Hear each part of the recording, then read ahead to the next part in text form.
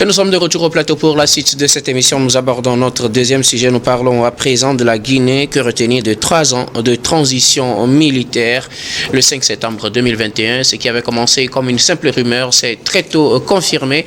Le président, professeur Alpha Condé, venait d'être déposé par sa garde rapprochée, le général Doumbouya et le colonel à l'époque, Doumbouya, et ses éléments ont fait donc un coup d'État en Guinée, ce qui avait balayé donc le président Alpha Condé qui venait d'être réélu pour un nouveau mandat très contesté dans son pays. Les militaires ont donc pris le contrôle du pays depuis cette date. 3 ans après, que faut-il retenir de la gestion du pays? Plusieurs événements se sont déroulés, des promesses également. Nous allons les analyser avec nos invités. Je voudrais bien commencer par vous, Emmanuel Vivien Tomi. Il y a de cela 3 ans qu'on a appris cette nouvelle très tôt le matin où on parlait d'une rumeur d'abord ou bien d'une tentative de coup d'État qui serait en cours en Guinée. Très tôt, la nouvelle s'est confirmée. Le professeur Alpha Condé a été déposé, comme je le disais, par sa garde rapprochée. Pour chaque coup d'État en Afrique, on retiendra souvent une phrase. Pour le coup d'État en Guinée, c'est la phrase de cet officier de l'armée qui disait « Monsieur le Président, regardez bien, on n'a même pas touché à vos cheveux. » Ah oui. Et pourtant, M. Alpha Condé, on sait qu'il aime avoir la tête rasée. Et donc, c'était un matin de dimanche, je pense. Ouais. Et beaucoup avaient crié que c'était la fin de la dictature, parce que M. Alpha Condé aussi, il voulait s'éterniser au pouvoir. Le professeur Alpha Condé, qui a fait pratiquement 25 ans, voire même 30 ans dans l'opposition, oui. Et qui vient au pouvoir et qui veut s'éterniser. C'était comme le président Abdoulaye Wade avait fait aussi une trentaine d'années dans l'opposition. Et donc, on s'est posé des questions sur l'avenir de l'Afrique avec ses dirigeants qui sont restés longtemps dans l'opposition et qui viennent pour vouloir s'éterniser. Et donc, le coup d'État de M. Doumbouya, c'était une sorte de libération pour une partie de la Guinée, mais certains Guinéens avaient commencé déjà par dénoncer un coup bien préparé avec une main noire, qu'on pourrait dire ici à l'antenne. Mais aujourd'hui, pratiquement 3 ans après, on se dit, qu'est-ce qui a changé véritablement pour la Guinée? Et c'est la question que nous vous posons. Oui, le respect des droits de l'homme. Qu'est-ce qui a changé? On demande encore la libération de certains détenus de droits politiques. On demande encore la libération de certains activistes qui répondent pour avoir ouvert leur bouche. Aujourd'hui, on ne connaît pas la date réelle de l'organisation des élections présidentielles devant mettre fin donc, à la transition du régime de coup d'État. Et on ne sait pas si effectivement le pouvoir a envie de lâcher le fauteuil présidentiel. On a comme l'impression, comme ils le disent souvent, ils sont venus pour balayer la maison, mais quand on a fini de balayer une maison, on ne s'assoit pas. On laisse ceux qui devraient venir prendre la place. Peut-être que c'est tellement propre, ils ont envie d'admirer un peu le travail qu'ils ont fait. Comme le disait le Togolais Kanye Alep Drodo, le pouvoir c'est un virus, quand ça vous prend, vous ne pouvez plus vous en départir. Et donc c'est ce qui se passe aujourd'hui, c'est un amour pour le pouvoir, on se retrouve à un poste, on se dit mais écoutez, nous aussi on peut rester là. On ne demande pas aux militaires de ne pas être président. Si tu es militaire et tu veux devenir président de ton pays, il suffit de démissionner. Tu enlèves juste l'uniforme et on sait que tu deviens un civil. Et tu peux effectivement déposer ta candidature pour être président. Ensuite, ce n'est pas parce qu'on t'a donné l'État, nous les citoyens africains, nous avons contribué pour acheter des armes, on a mis ces armes chez toi pour nous protéger et tu prends ces armes pour faire sauter le président. Élu démocratiquement, mal élu, mais élu quand même, contesté, mais élu quand même. Et donc aujourd'hui, le bilan, c'est un bilan négatif pour le régime de M. Doumbouya, colonel au début, aujourd'hui général. Mais comme on peut le constater, il y a l'hypocrisie de la diplomatie internationale, de la politique telle que la communauté internationale entre guillemets ou entre griffes, essaie de voir les choses quand il s'agit de l'Afrique. Et donc on laisse faire. Il y a des coups d'État qui ont été décriés, il y a des coups d'État qui ont été dénoncés avec véhémence, mais il y a des coups d'État aussi, juste une petite condamnation de 2 minutes sur une radio et puis on passe. C'est le cas de la Guinée, c'est le cas du Gabon, où on ne sait pas si dans sa grande majorité la communauté internationale est vraiment contre le coup ou pas.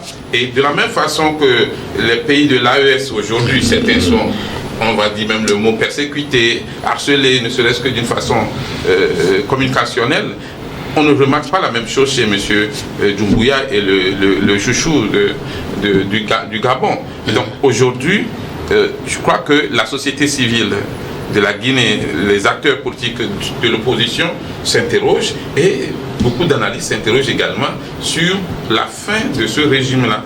C'est une bonne chose de comprendre une fois pour de bon que les coups d'État ne constituent pas une libération de nos peuples, mais c'est plutôt une manière pour ceux qui font ces poutres-là de venir s'installer, de s'enrichir et de refuser de quitter le pouvoir. Alors Emmanuel Vivien Tomi, rapidement, si on vous demandait aujourd'hui de porter un regard sur la gestion de cette transition au plan des droits de l'homme, de la justice, liberté d'expression, gestion politique du pays, que direz-vous de la Guinée? C'est en deçà de l'attente des citoyens guinéens et de l'attente des citoyens africains que nous sommes. À part le cinéma qui a été offert avec le procès de l'ancien président Dadis Camara, c'était quand même pas du cinéma. Du cinéma. Bon, c'est vrai, c'était filmé, mais c'était pas du cinéma. Avec une prestation d'un certain Chumba Diakité. Chumba. Mais bon, ce qui est de bon, ce qui a apprécié là-bas, c'est que c'était quand même un procès qui était médiatisé, où tout le monde pouvait suivre ce qui se disait. Et il y avait aussi trop de bêtises, il y avait des choses qu'on n'avait pas besoin de faire entendre par nos enfants. Mais tout le monde a suivi ça, c'est bon, c'est la bonne gouvernance, puisque le peuple a le droit de savoir tout ce qui se fait en son nom. Donc, à part ça, il y a effectivement cette volonté de s'éterniser au pouvoir qui annule effectivement toutes les bonnes actions que le régime fait. Si tu es venu pour balayer la maison, balaye et quitte. Mais si tu ne veux pas partir, tu ne donnes pas un calendrier très clair, on a peur de tes réelles intentions et on peut dire mais nous ne sommes pas vraiment à l'aise et nous ne sommes pas vraiment protégés parce que d'un jour à l'autre tu peux, quand tu seras fatigué, donner à un autre militaire. Vous allez nous parler d'une tentative de coup d'État qui a réussi finalement et vous passez la main, mais c'est le même cercle qui va gérer. Alors, toujours parlant de transition et de fin, donc de la transition, je reviendrai à vous tout à l'heure, mais bien avant, honorable Beau Soleil Obekou, je le disais le 5 septembre 2021, la nouvelle s'est largement répandue, le professeur Alpha Condé venait d'être déposé par sa garde rapprochée, le colonel Mamadi Doumbouya et ses hommes ont donc pris le pouvoir en Guinée 3 ans après. Que retenez-vous de leur gestion? Oui, au fait, et en faisant l'analyse depuis la prise de pouvoir par le coup d'État jusqu'à maintenant, on peut dire que ça n'a pas comblé l'attente des Guinéens parce qu'au départ, le coup d'État a été salué par beaucoup de Guinéens parce qu'il y avait avant ça un président qui ne devrait pas faire, selon les Guinéens, selon le troisième mandat, mais qui a forcé pour le faire et ça a eu des conséquences, une crise politique avec son lot de morts et de blessés et il y a eu quand même une crise politique grave au niveau de la Guinée avant que le coup d'État n'intervienne et ça a suscité un espoir au niveau des Guinéens mais l'espoir a été en quelque sorte douché après quelques années parce que ce qu'on retient, par exemple, quand le président Doumbouya avait pris le pouvoir et il disait qu'il aura comme boussole la justice. La justice, oui. Bon, est-ce que jusqu'à aujourd'hui, quand on analyse la justice au niveau de la Guinée, il y a eu des gens dont la maison a été démolie et sans passer par la justice, bien sûr, dictature. Il y a eu des gens, des opposants qu'on a inquiétés, qui sont en exil. Je veux parler de Cellou Dalein Diallo, et dont la maison justement a été aussi démolie. Il y a des partis politiques qui ont été suspendus, l'activité des partis politiques ont été suspendus sur le plan politique, et la liberté d'expression des journalistes ont été vraiment inquiétés, même mis en prison pour avoir osé critiquer le régime. Les médias fermés d'ailleurs. Les médias fermés et tout ça, mais c'est ce qui m'amène à dire que ça n'a pas comblé, le coup d'État n'a pas comblé l'attente des Guinéens qui sont déçus actuellement par cette manière de gouverner. Et il y a aussi au niveau de la justice, notons quand même un point positif qui est l'organisation du procès d'Addis Camara des massacres du 28 septembre, et aussi parce que le gouvernement de l'ancien président d'Addis Camara. Non, je parle de Alpha Condé n'a pas pu organiser ce procès, et c'est la junte militaire qui a organisé le procès. C'est un point positif. Ça aussi, ça a eu un écho favorable au niveau de la Guinée. Mais à part ça, franchement, c'est la déception. Et aussi, 3 ans après, quand on a pris le pouvoir, et on a dit qu'on n'est pas venu pour s'installer au pouvoir, mais les signes que nous voyons actuellement laissent croire que le président actuel veut aller veut briguer un autre mandat, veut briguer un mandat électif vraiment, alors que c'était pas le cas au début. Ça a été la promesse qui a été faite, c'est que les autorités de la transition ne devaient pas participer à une élection présidentielle. Maintenant, ce n'est pas ça, ça a changé.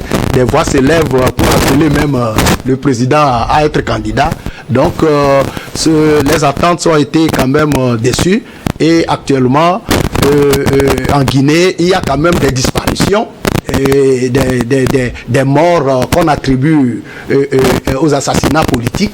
Et tout ça là, ça ne donne pas, ça ne m'amène pas à dire que le bilan de ces 3 ans de gestion de la Guinée est positif. Donc, il faut vraiment que les autorités fassent une élection. C'est ce que réclame d'ailleurs la société civile et les partis politiques et une grande partie du peuple guinéen, que la transition finisse, qu'on fasse les élections démocratiques et que le peuple guinéen choisisse ses dirigeants.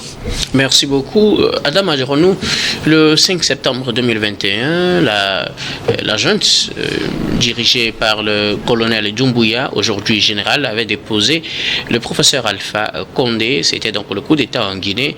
3 ans plus tard, que retenir de cette transition gérée depuis là par ces militaires? Nous sommes en face d'un bilan assez mitigé, où l'espoir de ce coup d'État-là, au fil du temps, s'est transformé en désenchantement total.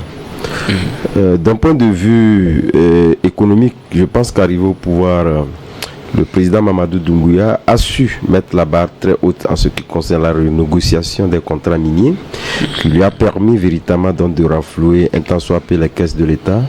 Mais qu'en a-t-on fait avec cet argent? Vous savez, lorsque nous prenons tous ces pays-là qui ont connu des coups d'État en Afrique de l'Ouest, la Guinée est l'un des pays qui peut se tirer d'affaire dans la mesure où c'est un pays qui n'est pas autant confronté par l'insécurité comme le sont les autres pays qui ont mis véritablement des moyens en ce qui concerne la sécurité du pays. Mais au même moment, je parlais donc de cet espoir nourri par la plupart de la population de la Guinée, dû au fait que, en tout cas, un certain nombre de choses liées donc au social n'ont pas été atteints. Et surtout, mais lorsque nous prenons sur le plan économique, vous allez constater que la Guinée, depuis l'avènement de Mamadou Doumbouya, a su bitumer la plupart des routes, qui étaient donc l'un des vœux des populations qui l'ont en tout cas demandé au président Alpha Condé, puisque c'est de lui qu'il s'agit, puisque cette comparaison ne peut être faite que par Alpha Condé. C'est vrai que sur l'aspect démocratique, se disait parce qu'il nourrissait l'envie de faire un troisième mandat, ce qui n'était pas du goût des Guinéens. Et donc ce coup d'État lié donc à cet aspect politique était salué.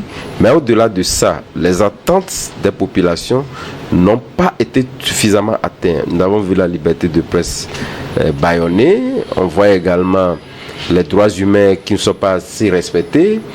Et on voit, en tout cas lorsque nous prenons la question de santé et d'éducation, il y a une dégradation totale sur ces aspects-là. Donc c'est un bilan de toute évidence assez mitigé, mais surtout, revenant encore sur ce plan politique, les Guinéens attendaient que Mamadou Doumbouya revienne à la normale en faisant en sorte que les élections puissent être organisées rapidement et surtout qu'on puisse fixer un calendrier qui rassure la population et l'opinion nationale, tout comme internationale d'ailleurs même, sur les ambitions réelles, en tout cas des militaires au pouvoir. Aujourd'hui, la Néni, on constate véritablement que chaque fois que la population veut, en tout cas, revenir sur ces aspects-là, on tend à organiser par-ci un dialogue, par-là essayer véritablement de trouver des artifices pour temporiser ou faire taire un certain nombre d'acteurs. Et là également, vous comprenez quand même qu'il y a une sorte de militarisation de cette politique-là au niveau de la Guinée. On ne le dit pas assez, mais c'est un constat général qui est fait. Lié donc à cette gouvernance des militaires au pouvoir. Donc je pense qu'aujourd'hui, lorsque vous prenez un Guinéen, vous dites, et d'ailleurs même c'est ce qui a fait que pour la plupart des sondages, on pense que Mamadou Doumbouya a perdu véritablement de la popularité qu'il en est dès le début donc, de sa prise de pouvoir. Donc je pense que pour revenir donc à la normale, il faudrait quand même que Mamadou Doumbouya puisse voir les lignes conductrices donc, de ce pouvoir-là, faire en sorte qu'on puisse définir réellement donc un calendrier d'organisation de ces élections-là. Puisque la plupart des populations aujourd'hui ou l'opinion guinéenne veut véritablement savoir à quand la date d'une remise totale du pouvoir aux civils. Et justement, c'est la question qui se pose aujourd'hui quand on parle essentiellement de cette transition en Guinée. Les militaires, quand ils avaient pris le pouvoir, sous la pression de la communauté économique des États de l'Afrique de l'Ouest, avaient organisé des assises d'abord qui avaient demandé à ce que la transition dure 5 ans, ce qui n'a pas été du goût de la CEDEAO. Les négociations ont continué, on s'était accordé sur une transition de 36 mois, et finalement 36 mois qui devaient finir à la fin de cette année 2024 ou plus tard en janvier, parce que c'est selon chacun à sa date de démarrage, mais quoi qu'il en soit, c'est entre décembre 2024 ou janvier 2025 que la transition en Guinée devait finir. Mais si cela devait être effectif, à l'heure actuelle, on devait avoir certains signes, mais dans la foulée, les militaires ont annoncé clairement qu'ils ne peuvent pas donner de garantie quant à la fin de la transition dans les délais. Ils peuvent quand même organiser des élections, un référendum constitutionnel. Et dans ce sens, un projet de nouvelle constitution a d'ailleurs été présenté il y a de cela quelques semaines. Et on suppose, selon les dires du Premier ministre, qu'on pourrait avoir un référendum avant la fin d'année, mais aucune garantie sur la fin de la transition, ni en 2024, ni en 2025. Que dire finalement de la parole donnée par un militaire, et pas n'importe lequel, un colonel qui aujourd'hui est devenu un général qui dirige la Guinée, honorable? Oui, et on tend malheureusement vers le non-respect de cette parole donnée, et c'est ce que les Guinéens ne veulent pas. Au fait, même pour l'organisation du référendum, il est vrai que le projet de constitution est déjà sur le tapis, mais au fait, ce qu'il faut maintenant, il faut d'abord enrôler même le corps électoral. On annonce l'achat des tablettes, du matériel pour le recensement électoral. C'est une annonce, mais pour le moment, il n'y a pas des actions qui sont posées pour qu'on puisse faire savoir que franchement il y aura le référendum avant la fin de l'année. Nous sommes en septembre et il reste 3 mois pour qu'on finisse l'année. Et est-ce que ça peut tenir dans ces 3 mois-là? On attend de voir. Mais ce qui est nécessaire, c'est que les Guinéens ont opté pour la démocratie et ils n'ont pas, dans la constitution guinéenne, il n'y a pas à accéder au pouvoir par les armes, par un coup d'État. Donc lorsque un coup d'État est arrivé et que il y a eu une concertation qui et a demandé à ce que la transition finisse au bout de 3 ans. Il faut vraiment qu'on respecte cette disposition. Et aussi, lorsqu'on donne, on donne la parole, il faut vraiment que, arrivé à un certain moment, des responsables de nos pays puissent respecter la parole donnée. Et c'est de ça, avec ça, que le peuple juge ses responsables, ses dirigeants. Et malheureusement, lorsque la parole donnée n'est pas respectée, c'est malheureux et que ça ne fait pas de confiance. Le peuple n'a pas confiance à ce genre de choses lorsqu'on ne respecte pas la parole donnée. Donc il n'y a pas une confiance du peuple en ses dirigeants. Donc vivement que les uns et les autres se ressaisissent et que on focalise les énergies sur l'organisation des élections, parce qu'on a déjà fait 3 ans, et qu'on focalise toutes les énergies sur l'organisation des élections pour laisser le peuple guinéen décider de ses dirigeants pour que la démocratie soit encore mise sur les rails. Alors peut-on parler de déni de sa parole donnée quand on sait qu'après sa nomination, le Premier ministre Amadou Riba avait évoqué certains aspects qui pourraient devenir un frein à la tenue de cette parole-là. Il a évoqué les chocs à l'international, toutes les crises qu'on a connues et qui font que la Guinée ne serait plus en mesure d'organiser ces élections. Il a parlé du conseil, de l'aspect sécuritaire plutôt de la Guinée. Il a parlé également des aspects économiques, de l'explosion qui a eu lieu entre-temps au port de Conakry. Il a évoqué plusieurs raisons qui justifient aujourd'hui le fait que la Guinée ne soit pas allée aux élections ou qu'on ne soit pas capable d'aller aux élections avant la fin de cette année. Non, à mon avis, moi, en tant qu'analyste, je ne crois pas que les raisons évoquées suffisent pour dire que pour donner le fait de ne pas pouvoir organiser les élections, que ces raisons peuvent être suffisantes.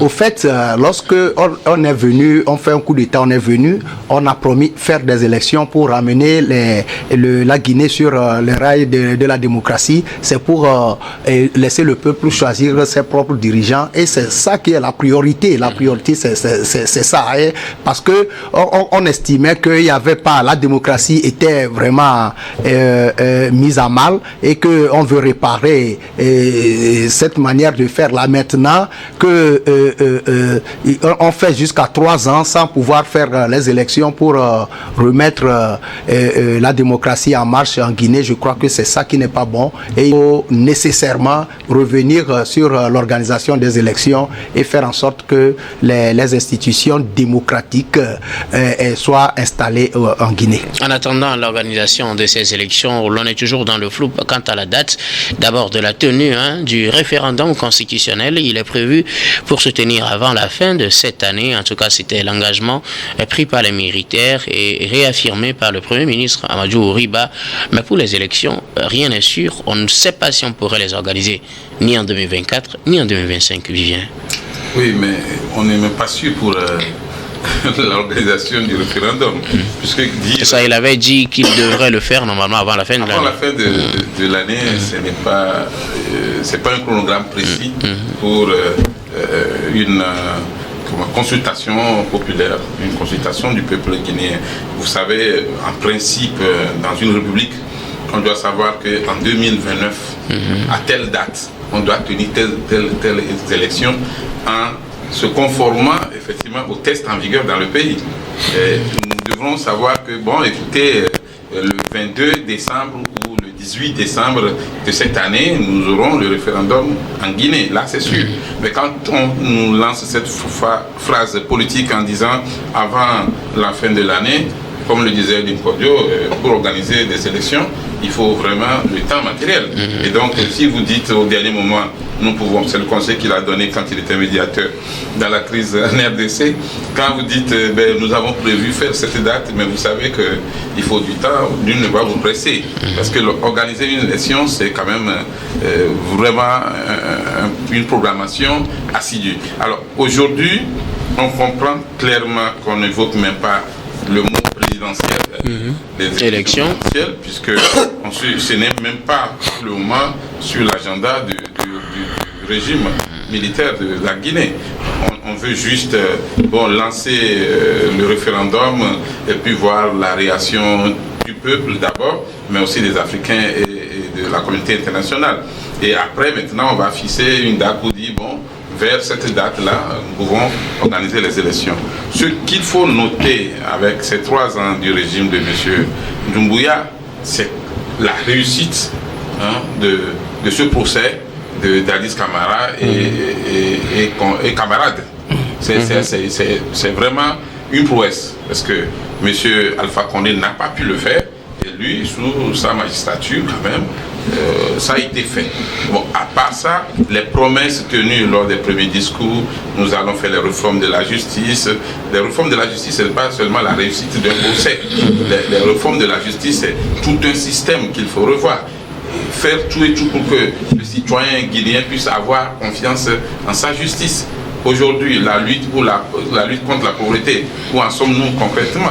Donc, sur plusieurs plans, le régime n'a pas effectivement rempli sa mission, n'a pas respecté ses promesses, mais le plus important pour la population de la Guinée, c'est d'abord le respect des droits de l'homme, la question de l'emploi des jeunes, la question de la lutte contre la pauvreté, et surtout aussi fixer une date pour dire à telle date nous allons faire les élections. Si le peuple nous demande de dégager, nous allons partir, et si le peuple accepte, nous allons enlever nos treillis militaires et redevenir civil pour nous présenter. Adam, que retenir finalement au plan politique par rapport aux engagements pris envers la CEDEAO? On parle sérieusement, quand on évoque le cas de la Guinée, on pense beaucoup plus à l'élection présidentielle, au référendum. Pour le référendum, selon les engagements pris par le Premier ministre et d'ailleurs les militaires, ça doit avoir lieu avant la fin de cette année, mais pour l'élection présidentielle, il n'y a vraiment pas de garantie. Oui, c'est la désolation, l'incertitude. Cette désolation trouve en tout cas ses valeurs dans le fait que le régime tourne en bourrique tout le monde. Depuis son avènement à la magistrature suprême, on a constaté que l'une des revendications de la population, comme vous l'avez dit, c'est justement l'organisation de ces élections-là, et qu'on puisse donc passer la main, ce qui n'en est pas le cas. Et d'ailleurs même, ce n'est pas à l'agenda, comme le disait tantôt Vivien Tomi, et justement, on se pose la question de savoir, puisque après l'affaiblissement de la CEDEAO lié à sa mauvaise gestion de ces crises survenues dans ces pays, notamment la Guinée, il n'y a plus véritablement de gendarmes qui puissent contraindre en réalité la Guinée ou les militaires au pouvoir à aller dans la célérité à l'organisation de ces élections-là. Donc je pense que eux également ont vu cette faiblesse-là justement jouer sur elle. Et naturellement, les Guinéens aujourd'hui, et surtout étant donné que, comme je l'ai dit, la liberté d'expression est tellement bâillonnée, et que d'ailleurs même les politiques, à la différence des autres pays au moins, certains d'entre eux également peuvent se lever et dire en tout cas leur désapprobation liée donc à cette gouvernance ou à la non-organisation de ces élections-là.